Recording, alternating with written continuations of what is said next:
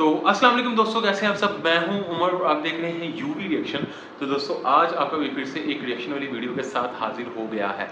तो आज की जिस वीडियो पर मैं रिएक्शन करने लगा हूं इसका नाम होने वाला है गुजराती मनी सीक्रेट्स द धंधो इन्वेस्टर बुक समरी।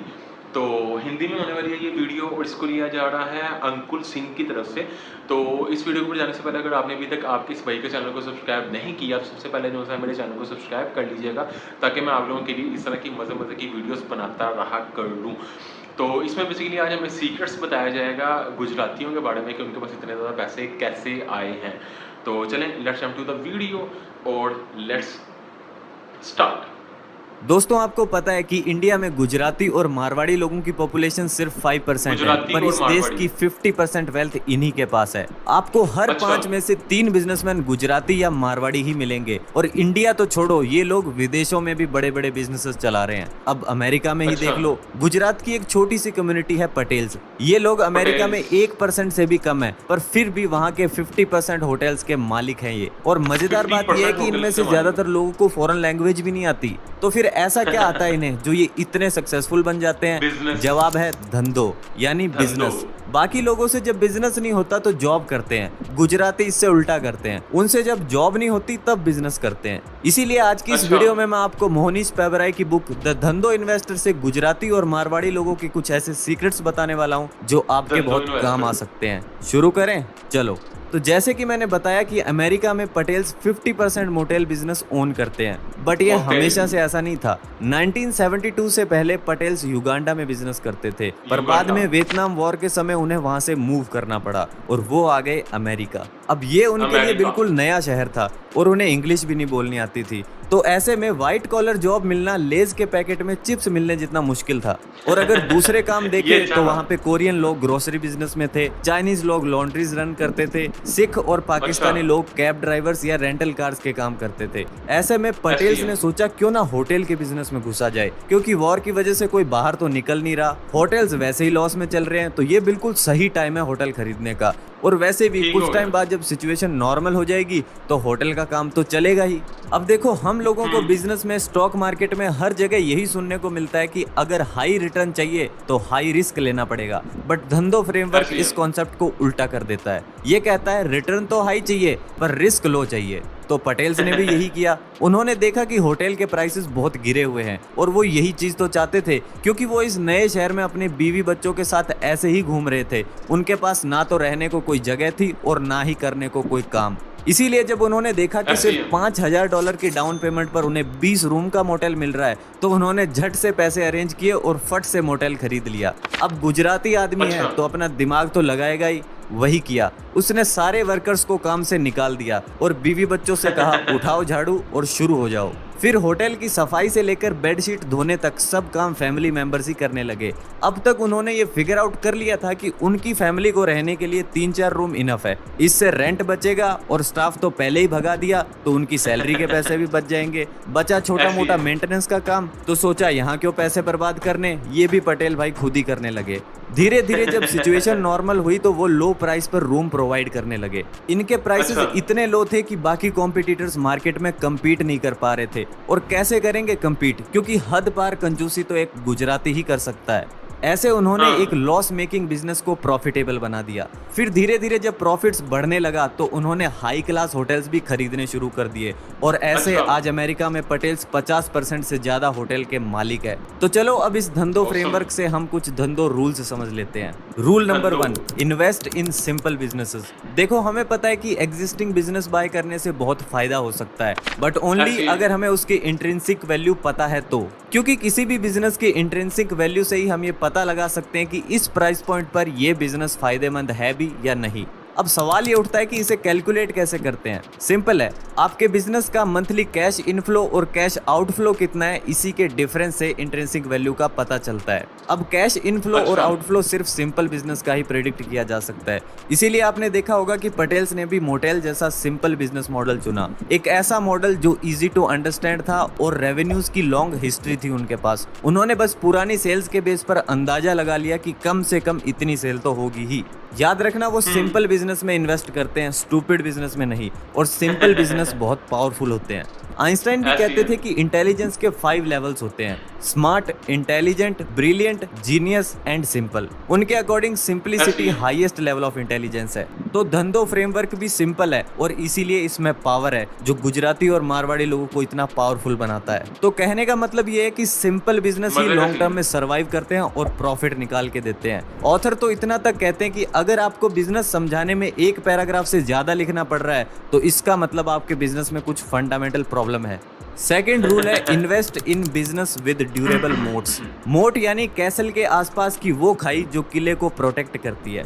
इसी तरह बिजनेस में भी कुछ मोट्स होते हैं। एग्जांपल से बताऊं तो मानो कोठारी लाल आपके पूरे एरिया में एक ही बार्बर है, वहीं से सभी बाल कटवाते हैं, तो जाहिर सी बात है कि उसके प्रॉफिट्स भी ज्यादा होंगे। अब अगर उसी एरिया में एक और नाई आ जाता है तो अब कोठारी लाल को प्राइस कम करना पड़ेगा क्योंकि अब कस्टमर के पास एक और ऑप्शन है। बट अगर उसने ड्यूरेबल मोड्स बिल्ड किए अपने बिजनेस के अराउंड तो अब नया वाला नाई भी कुछ खास नुकसान नहीं पहुंचा सकता, जैसे कि कस्टमर से फ्रेंडली वे में बात करना, कभी कभी कम प्राइस में भी बाल बना देना, कभी किसी कस्टमर के लिए जल्दी दुकान खोल लेना। ये सब चीजें कोठारी लाल के लिए मोड्स बन सकती है। ऐसा करने से कस्टमर का दुकानदार के साथ ट्रस्ट बन जाता है और फिर वो कहीं और जाने से पहले 1000 बार सोचता है। बट किसी भी बिजनेस का मोड परमानेंट नहीं होता। इवन जो आज बड़ी बड़ी कंपनीज है like eBay, Toyota, Google, Microsoft, ये सब भी टेम्परेरी मोड्स पर ही ऑपरेट करती है।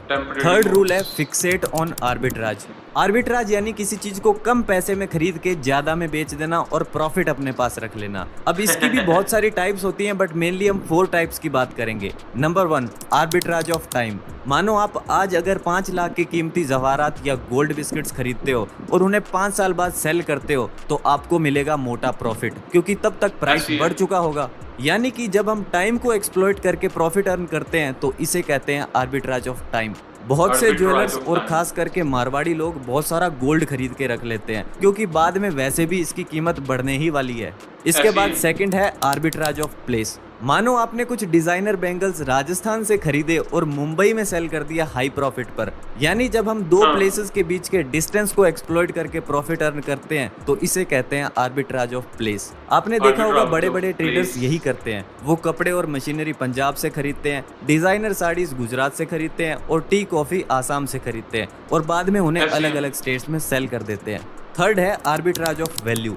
ये मेरा पर्सनल फेवरेट है। इसे हम ऐसे समझते हैं, मानो आपको किसी की बर्थडे पार्टी के डेकोरेशन का काम मिला है। अब आपने बैलून्स, स्टिकर्स, केक, लाइटिंग, इन सब चीजों पर 5000 रुपए स्पेंड किए, फिर 4-5 घंटे बैठ के पूरा रूम डेकोरेट किया। जब सारा काम हो गया तो आपने चार्ज किए 8000 रुपए। इसे कहते हैं आर्बिट्राज ऑफ वैल्यू। यानी कि देखा जाए तो आपका खर्चा 5000 का ही हुआ है बट डेकोरेशन करके जो टोटल वैल्यू आपने दी है वो 5000 से ज्यादा की थी, इसीलिए आपको 8000 रुपए मिले। ऐसा हर जगह होता है। लाइक आप मैकेनिक से गाड़ी रिपेयर करवाओ, चाहे घर में किचन बनवाओ या फिर पूरा घर बनवाओ, इन सभी को वैल्यू के बेस पर ही पे किया जाता है। फोर्थ है धंधो आर्बिट्राज। इस आर्बिट्राज का मतलब है किसी चीज को तब खरीदो जब उसकी प्राइस नॉर्मल से भी नीचे गिरी हुई है ताकि वो हमें कम से कम दाम में मिल सके और बाद में उसे हाई प्राइस पर सेल कर दो ताकि ज्यादा से ज्यादा प्रॉफिट बन सके। धंधो फ्रेमवर्क में लोग ये सोच के चलते हैं कि बिजनेस हो तो ऐसा हो जिसमें रिस्क कम और रिवॉर्ड ज्यादा हो। इसीलिए पटेल्स ने भी $5000 की डाउन पेमेंट पर प्रॉपर्टी ले ली क्योंकि उन्हें पता था कि ज्यादा से ज्यादा $5000 ही जाएंगे। इसके अलावा तो हमारे पास कुछ है नहीं खोने को। उनकी बड़ी सिंपल सी फिलॉसफी है, heads I win, tails I don't lose much. इसीलिए आप देखोगे ये लोग पैसे गवाते कम और कमाते ज्यादा हैं। फोर्थ रूल है invest in copycats rather than the innovators. McDonald's की स्टोरी पता है आपको? ये कंपनी एक ठेले से शुरू हुई थी और शुरुआत की थी मैकडॉनल्ड्स ब्रदर्स ने। फिर उनके शहर सैन बर्नार्डिनो में लोगों को उनके हैमबर्गर्स बहुत पसंद आने लगे। काम अच्छा चल रहा था पर बढ़ नहीं रहा था जब तक कि 1954 में रे क्रॉक ने उनके बिजनेस को एक्वायर नहीं कर लिया। फिर जब बिजनेस के राइट्स रे के पास आ गए तो उन्होंने छोटे मोटे चेंजेस किए और बिजनेस को स्केल कर दिया।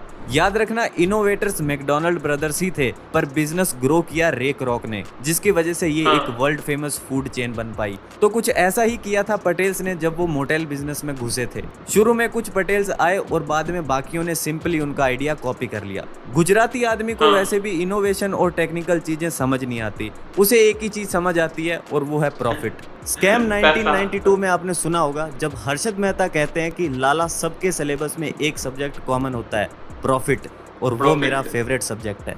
Rule number 5, invest in low risk and high uncertainty businesses. देखो, पटेल हो, मनीलाल हो या मित्तल, सभी के सभी लो रिस्क वाले बिजनेस में ही इन्वेस्ट करते हैं। यानी जिन बिजनेसेस का रेट ऑफ चेंज बहुत स्लो होता है उन्हीं में इन्वेस्ट करते हैं। आप देखोगे जो भी बड़ी बड़ी सोशल मीडिया कंपनीज है लाइक फेसबुक, लिंक्डइन, इंस्टाग्राम, इन सब का रेट ऑफ चेंज बहुत फास्ट होता है। जब तक किसी चीज का ट्रेंड है तभी तक ग्रोथ है, फिर डिक्लाइन आ जाता है। इसीलिए ये हाई रिस्क वाली कैटेगरी में आती हैं। वहीं दूसरी तरफ है consumer based product companies like Coca Cola, Dabur, Relaxo, इन सब का रेट ऑफ चेंज बहुत स्लो होता है। ये जल्दी से मार्केट लूज नहीं करते, मतलब ये लो रिस्क वाली कैटेगरी में आती है। और देखा जाए तो ऐसा ही किया था पटेल्स ने भी। उन्होंने ऐसा बिजनेस मॉडल चुना जिसमें रेट ऑफ चेंज बहुत स्लो है। अगले 10, 20, इवन 50 साल तक ज्यादा कुछ चेंज होगा ही नहीं, तो रिस्क कहाँ है। इसीलिए ये धंधो रूल कहता है कि always invest in low risk businesses. तो दोस्तों, अब अगर मैं क्लासिक धंधों के ये 5 रूल्स सम अप करके बताऊं तो कुछ इस प्रकार है। Number 1, invest in simple businesses. Number 2, invest in businesses with durable moats. Third है आर्बिट्राज को समझो। फोर्थ है choose existing businesses rather than innovation. Fourth, invest in low risk businesses. So दोस्तों, this is all about classic Dhandho. जी, काफ़ी अच्छी information है इन्होंने दी गुजरातियों के बारे में कि जो से ये पटेल्स थे, इन्होंने किस तरह से अमेरिका में जाके जो सा है ना वो सारे मोटर्स के बिज़नेस को टेक ओवर कर लिया। तो काफ़ी मज़े की वीडियो लगी। आपको इस तरह की वीडियोस अच्छी लगती हैं तो आप मुझे बता सकते हैं, बल्कि बताइएगा कमेंट्स के अंदर। मैं आप लोगों के लिए इस तरह की वीडियोस बनाता रहूँगा। तो that's it for today reaction. दोबारा मुलाकात होगी ऐसी किसी मज़े की वीडियो के साथ। तब तक के लिए अपना बहुत ज़्यादा ख्याल रखें। Stay safe, keep smiling and खुदा हाफिज़।